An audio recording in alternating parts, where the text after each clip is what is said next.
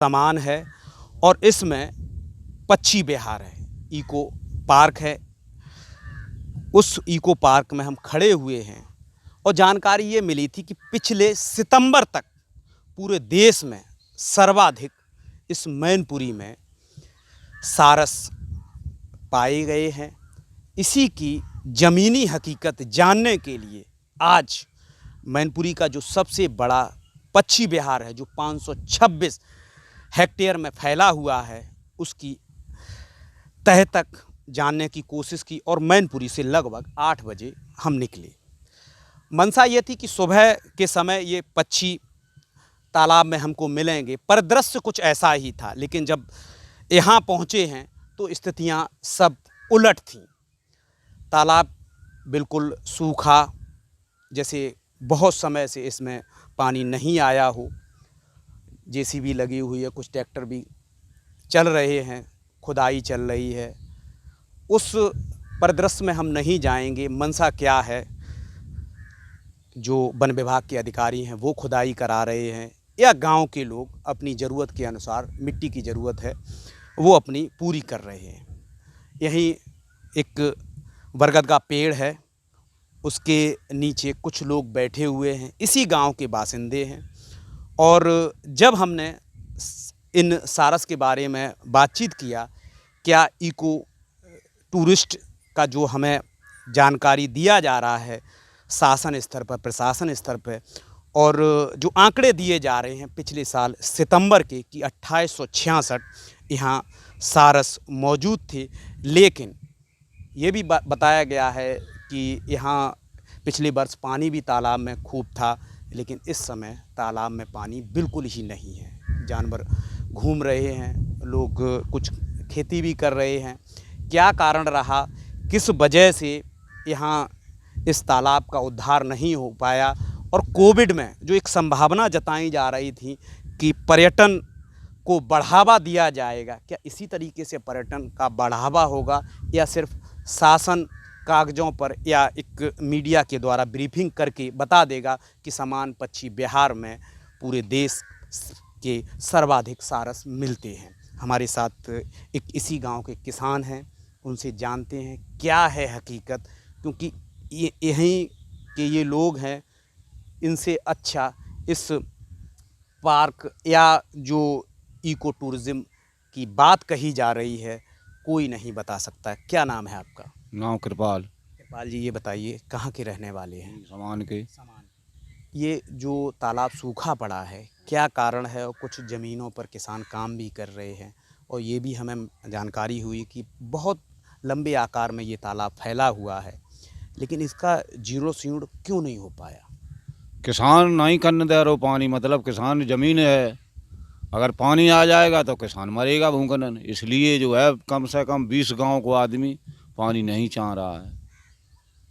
नहीं तो आपको ये नहीं लगेगा कि अपने जो मैनपुरी का नाम देश में अलग लिया जाए और पर्यटन स्थल के लोग पर्यटक के लिए यहाँ आएँ?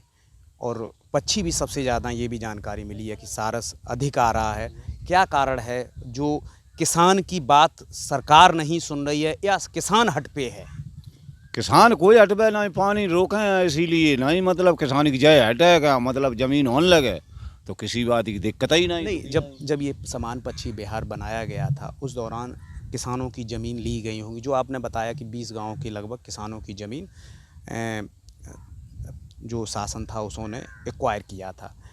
क्या मुआवजा नहीं दिया गया इसलिए किसान नहीं छोड़ रहा है या ज़बरदस्ती सरकार ने उस दौरान ज़मीनें ले ली थी? जबरदस्ती कछ नहीं ले ली, और ना मुआवजा मिल जाए तो आदमी अपनी ज़मीन को छोड़ देगा। कुल मिला के मुआवजा नहीं मिला, इस वजह से किसानों ने ज़मीनें नहीं छोड़ी हैं। अच्छा, ये जो सारस की बात बताई जा रही है, क्या सारस आते हैं या सिर्फ ये आते हैं? जो 3000 के आंकड़ा बताया गया, इतनी संख्या में आते हैं? अरे सो नहीं यार, 3000 की बेला ये मूंगफली खुद जाएगी, सारे से इतना आएगा कि हद से ज़्यादा, लेकिन यहाँ पानी नहीं है। नहीं, बदहाल स्थिति जिस तरीके की तालाब की है, हाँ। तो पक्षी कैसे आएंगे? पानी है नहीं। पानी है नहीं, यहाँ पानी नहीं है तो पक्षी कहाँ से आएगा? ये करीब हो गया 3-4 महीने। 3-4 महीने से पानी नहीं बिल्कुल है। तो जैसे जब जो नहर जो में जो पानी- अच्छा ये बताओ, जो पक्षी आते हैं जैसे सारस है, अब जब संख्या इनकी इतनी ज़्यादा है तो इस समय वो कहाँ चले गए होंगे?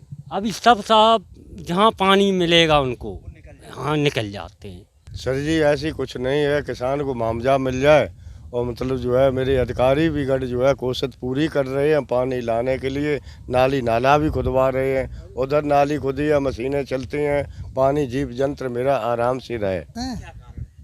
पानी नहीं है, पानी जायज़ होना ही है। ये भी कुछ ये भी जानकारियाँ हमें मिली हैं कि किसान जहाँ से पानी आता है उस रास्ते को ही बंद कर दिया।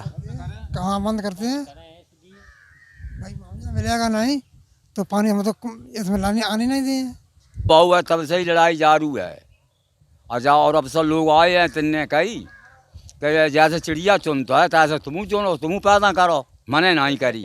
जगह थी इसलिए इनने वहीं रोकी, उसके बाद इनने पूरा कब्जा करने लगे, तब आदमी ने बंद कर दिया इस चीज़ को। किसानों की बात करें तो इनका साफ सा कहना है कि लगभग 20 इस 526 हेक्टेयर जो तालाब बना हुआ है इसमें 20 गांव की ज़मीन इस पक्षी विहार के लिए सरकार ने एक्वायर किया था, लेकिन किसान जो हैं ज़मीन छोड़ने के लिए तैयार नहीं है। कारण भी उनका वाजिब है कि ज़मीन आपने ले ली है, हमें मुआवजा नहीं दिया है। ऐसी स्थिति में लगातार ये अपनी लड़ाई लड़ रहे हैं और इनको कहीं न्याय नहीं मिल रहा है। हालांकि कई बार प्रयास भी अधिकारी स्तर पर किया जा चुका है कि किसी तरीके से किसानों की ये ज़मीन जो है इनको मुआवजा मिले और इसको सौंदर्यीकरण में परिवर्तित किया जाए और विकास की जो एक पर्यटन की संभावनाएं हैं वो बढ़ सकें, लेकिन ऐसा देखने को नहीं मिलता है।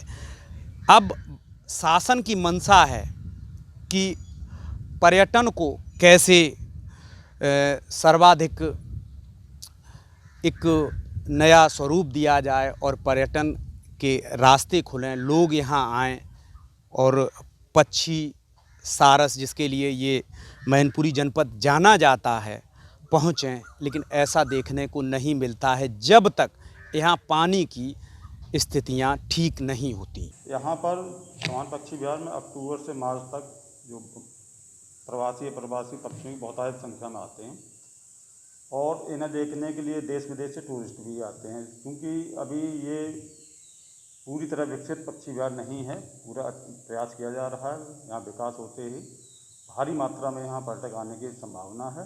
पिछले वर्ष में हम लोगों ने प्रयास करके यहाँ फॉरेनर जो टूरिस्ट थे उनको लाकर उन्हें पूरा विजिट कराया। इस वर्ष भी उनका जो पैकेज होता है उसमें डलवाया गया है, क्योंकि रामसर साइट घोषित हो गया है समान पक्षी विहार, तो संभावना है कि अक्टूबर के महीने से यहाँ टूरिस्ट आना शुरू हो जाए। मैं सहमत हूँ इससे कि अब की बार पानी क्योंकि बरसात नहीं हुई थी, नहर में भी समय से जितना समय पानी रहना चाहिए तो नहीं आया। जब तक आता था, काफ़ी दूरी है यहाँ से नहर की, जब तक पक्षी विहार तो पानी आता तब तक नाले टूट जाते थे, पानी नहीं आ पाया। इस वजह से पानी कम रहा, पक्षियों की संख्या भी कम रही अब की बार। लेकिन इसे देखते हुए इस वर्ष आपने देखा होगा पूरी झील क्षेत्र की गहराई बढ़ाई जा रही है। ईटीवी भारत के लिए मैनपुरी से प्रवीण सक्सेना की रिपोर्ट।